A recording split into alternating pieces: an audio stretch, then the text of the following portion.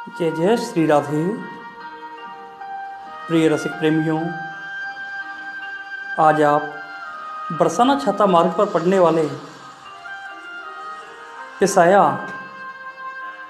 अर्थात पिपासा वन के दर्शन कर रहे हैं।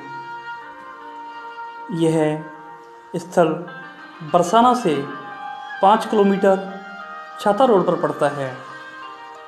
आजनोक गांव से 2 किलोमीटर आगे पिपासा वन पड़ता है। प्रिय रसिक प्रेमियों, यहाँ का सघन वन स्थल बड़ा ही चमत्कारी है। आज भी इस वन खंड का तरु शाखा जो आप देख रहे हैं या वृक्ष जो देख रहे हैं, इन्हें यदि अपने कोई घर ले जाता है तो उसके घर में आग लग जाती है या अन्य कई प्रकार के अनिष्ट होने लगते हैं। रसिकों की वाणी में पिपासा वन को मुखरित किया है।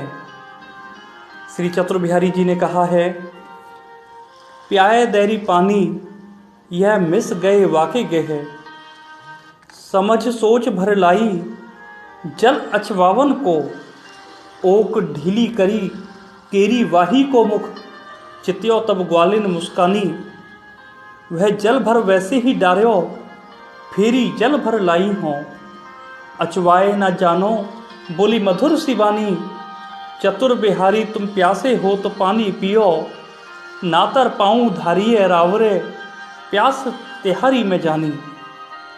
अर्थात भगवान श्री श्याम सुंदर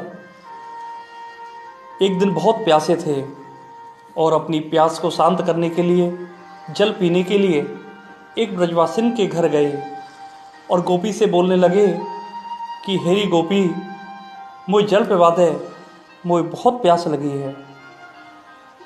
गोपी ने कहा कि लाला, मैं तो जल पिला रही हूँ, ओक लगा। जैसे ही भगवान श्री कृष्ण ने अपनी ओक लगाई और ऊपर से गोपी ने जल डालना शुरू कर दिया।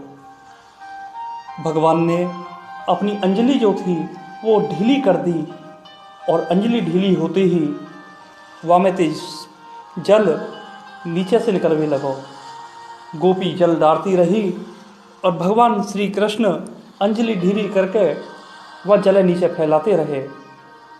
जैसे ही गोपी ने देखो कि ये तो जल को पी नहीं रहे और वह फैला रहे हैं, उसकी सारी मटकियाँ जो है खाली हो गई, तो वह ने कही लाला से कि क्यों रे श्याम सुंदर, मैं अब तुम्हारी इस प्यास को समझ गई हूँ।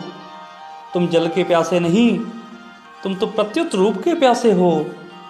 तब भगवान श्री कृष्ण कहने लगे गोपी से, जल क्यों ना पिए लालन, जो हो पिया तुम प्यासे, भर लाई यामु नोदक शीतल, पीवत क्यों अलसाते, जल के मिस तुम डोलत घर घर नवल नित रसमाते, चतुर बिहारी पिया प्यासे हो, तो पानी पियो ही जीवन के माते।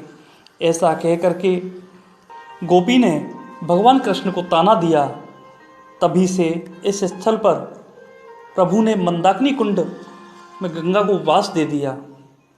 प्रिय रसिक प्रेमियों, आपको बता दें, जो आप ये सघन वन स्थल के दर्शन कर रहे हैं, इसके मध्य में रास मंडल चबूतरा पड़ता है, जहाँ आज भी श्री राधा माधव के नुपुरों की मधुर ध्वनि सुनाई पड़ती है। वज्रनाभ जी के समय में यह बहुत बड़ा सघन वन प्रदेश था। अभी भी ऐसा बताते हैं, यह वन 550 बीघा में फैला हुआ है। पांडवों के वंशनाश हेतु उत्तरा के गर्भ स्थित परीक्षित पर ब्रह्मास्त्र छोड़ने के जघन्य कर्म के कारण भगवान श्री कृष्ण से श्रापित हो द्रोणपुत्र अश्वत्थामा ने कुष्ठ से मुक्तियत्र इस पिपासा वन का ही अवलंबन किया। आज भी ऐसा सुनने में आता है कि अश्वत्थामा आज भी इस पिसाया वन की झाड़ियों में घूमता है और लोगों को कभी कभी दर्शन भी देता है। यहाँ अश्वत्थामा का मंदिर है, जहाँ अश्वत्थामा जी अपने दर्शनों से भक्तों को कृतार्थ करते हैं।